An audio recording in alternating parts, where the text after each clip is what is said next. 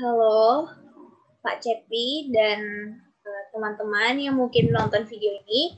Perkenalkan, nama saya Vincentia Ivanka, biasa dipanggil Vinka. Saya dari Departemen Pendidikan Bahasa Jepang, NIM 1905568 kelas 3C. Dan kali ini saya akan membawakan materi dari bab 12, yaitu tentang supervisi pendidikan. Nah, apa sebenarnya supervisi pendidikan itu? Itu merupakan kegiatan yang ditujukan untuk memperbaiki dan meningkatkan mutu akademik.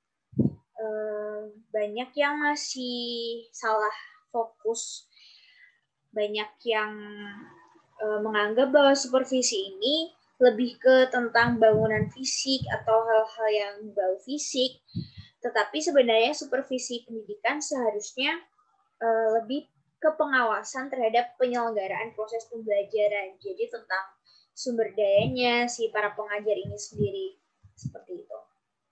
Nah, untuk konsepnya sendiri dapat tergambar dari bagian berikut. Dari sini kita bisa melihat bahwa hasil belajar ini mempengaruhi perilaku supervisi. Mereka semua saling berpengaruh. Jadi awalnya dari perilaku supervisi mempengaruhi perilaku mengajar, lalu dari mengajar berpengaruh ke belajar, dan dari perilaku belajar akan terlihat hasil belajarnya. Nah, hasil belajar inilah yang menjadi tolak ukur seberapa efektif supervisi ini dilakukan. Seperti itu.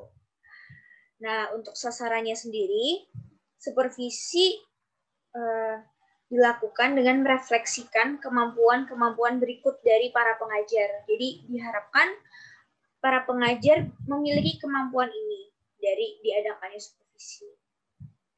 Jadi ada merencanakan dan melaksanakan kegiatan pembelajaran, menilai proses, lalu memanfaatkan hasil evaluasi agar pembelajaran lebih bisa meningkat performanya, lalu bisa memberikan umpan balik, bisa melayani peserta didik yang kesulitan, lalu menciptakan lingkungan belajar yang menyenangkan, dan bisa mengembangkan dan memanfaatkan alat bantu media pembelajaran, juga memanfaatkan sumber belajar yang tersedia, dan para pengajar bisa melakukan penelitian praktis agar bisa mengevaluasi sendiri pembelajaran seperti apa.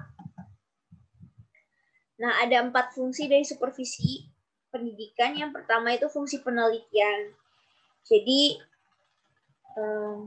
diadakan penelitian untuk melihat situasi dan kondisi pembelajaran seperti apa, lalu setelah diteliti akan dinilai kondisi objektifnya.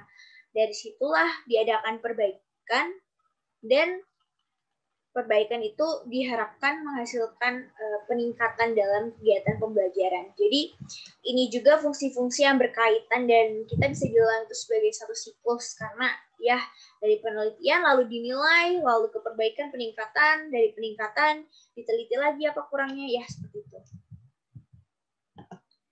Lalu untuk asas-asasnya sendiri ada beberapa hal yang menjadi keyakinan pelaksanaan supervisi, yaitu bahwa kualitas proses pembelajaran sangat dipengaruhi oleh kemampuan profesional gurunya. Lalu pengawasan itu menaruh perhatian pada peningkatan kemampuan guru. Lalu perlunya pembinaan secara tepat dan terus-menerus, bahwa mutu pelajaran itu dapat ditingkatkan, bahwa pertumbuhan profesional dipengaruhi sama kondisi yang layak, dan supervisi penting untuk bisa menciptakannya.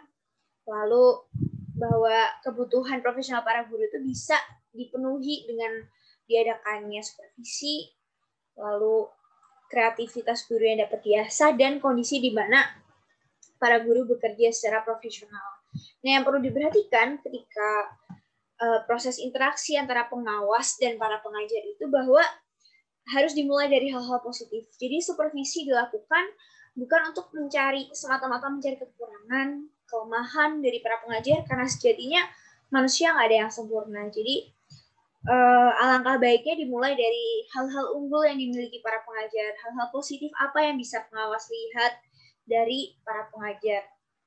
Lalu hubungannya bukan semata-mata karena dia darah, maksudnya kerabat, atau karena mungkin pengawas dan pengajarnya kenal dekat, bukan, tapi ini ke profesional, sangat penting.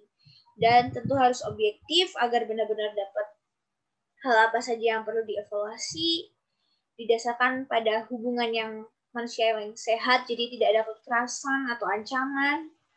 Lalu mendorong pengembangan potensi, inisiatif, dan kreativitas. Juga supervisi ini tidak dilakukan sekali saja, tapi terus-menerus dan berkesinambungan. Dan supervisi dilakukan sesuai dengan kebutuhan, karena tiap guru memiliki kebutuhannya masing-masing, dan itu berbeda, jadi harus menyesuaikan apa kebutuhan para guru. Dan yang menjadi dasar adalah rasa kekeluargaan, kebersamaan, keterbukaan, dan keteladanan. Nah, ada beberapa peranan pengawas. Yang pertama itu peneliti. Jadi pengawas harus bisa mengidentifikasi berbagai masalah dan faktor-faktor yang mempengaruhi terjadi masalahnya tersebut. Lalu fungsi konsultan, yaitu bahwa pengawas harus bisa membantu para guru menemukan cara-cara yang lebih baik untuk melaksanakan proses pembelajarannya. Yang ketiga, fasilitator. Jadi pengawas harus bisa tadi mengetahui kebutuhan sehingga bisa menyediakan kemudahan atau solusi apa bagi para guru sehingga dia bisa bekerja secara profesional. Peranan selanjutnya adalah motivator. Jadi pengawas selain mengevaluasi juga harus kasih apresiasi dan membangkitkan semangat para guru agar prestasi kerjanya bisa semakin baik. Dan yang terakhir yaitu peranan sebagai pelopor pembaruan. Jadi nggak stuck, nggak berhenti di satu titik saja. Pengawas juga harus bisa mengembangkan program-program latihan dan pengembangan. Dan itu disesuaikan dengan kebutuhan, lagi-lagi kebutuhan para guru atau wilayah yang diawasi. Nah, untuk perilaku pengawas, maaf ini gambarnya tidak ke loading ya. Ini aslinya sebenarnya ada tangga di sini. Di sini mungkin ada gangguan. Jadi ini adalah tangga tingkatan. Yang pertama, bahwa perilaku pengawas itu dari yang paling rendah harus mampu memperhatikan. Makin ke sana dia makin berkembang sampai ke titik di mana pengawas itu bisa memupuk, mendorong pengembangan inisiatif dan kreativitas dari para guru yang diawasinya. Nah, ada beberapa teknik yang bisa dilakukan saat mensupervisi. Bisa mengunjungi kelas, bisa mengadakan pertemuan pribadi dengan secara individual gitu ya dengan pengajar. Lalu bisa rapat kecil misalnya beberapa guru dengan satu pengawas. Bisa juga kunjungan antar kelas. Jadi mengawasi beberapa kelas, kunjungan sekolah. Jadi yang dievaluasi adalah satu sekolah secara umum, general. Bisa juga dengan kunjungan antar sekolah. Lalu bisa dengan menerbitkan buletin profesional. Jadi hasil supervisinya diterbitkan secara profesional dan itu bisa jadi bahan evaluasi juga bagi guru-guru yang lain dan penataran. Nah, untuk melaksanakan supervisi itu perlu terprogram, tidak bisa asal-asalan. Jadi sebenarnya apa itu program supervisi pendidikan? Ini adalah rincian kegiatan yang dilakukan untuk memperbaiki dan meningkatkan mutu proses dan hasil belajar. Fungsinya agar menjadi pedoman ketika hendak mengukur keberhasilan pembinaan profesional. Apa saja isinya kita bisa lihat di sini. Ini benar-benar sesuai dengan kebutuhan si guru atau sekolah atau wilayah yang diawasi. Jadi bisa memasukkan semua, bisa ya kebutuhannya apa. Mungkin guru itu kesulitan dalam membuat dan menggunakan alat bantu. Jadi pengawas bisa mengadakan program yang membantu guru untuk menggunakan alat bantu pengajaran seperti itu. Jadi kembali lagi sesuai dengan kebutuhan. Nah, cara menyusunnya bagaimana? Tentu ada tahap-tahapnya. Yang pertama harus mengetahui dan mengidentifikasi terlebih dahulu masalah apa saja yang dihadapi oleh para guru di sekolah. Lalu dianalisis dan dirumuskan cara pemecahannya gimana.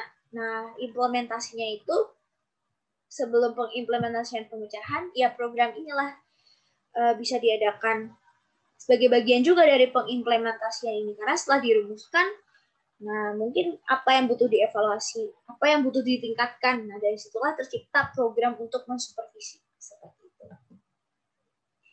Nah, untuk penilaian program supervisinya ada 4 aspek yang perlu ditinjau. Yang pertama, kriteria keberhasilan pelaksananya, lalu siapa yang menilai, teknik dan alat penilaiannya, dan pemanfaatan hasil penilaian dan tindak lanjut. Jadi nggak bisa berhenti di program itu, harus ada tindak lanjut, kelanjutan dari program supervisi. Baik, sekian dari saya. Terima kasih banyak telah menyaksikan presentasi dari saya. Mohon maaf atas segala kurang kata. Sekali lagi terima kasih. Sampai jumpa mungkin di kesempatan lain.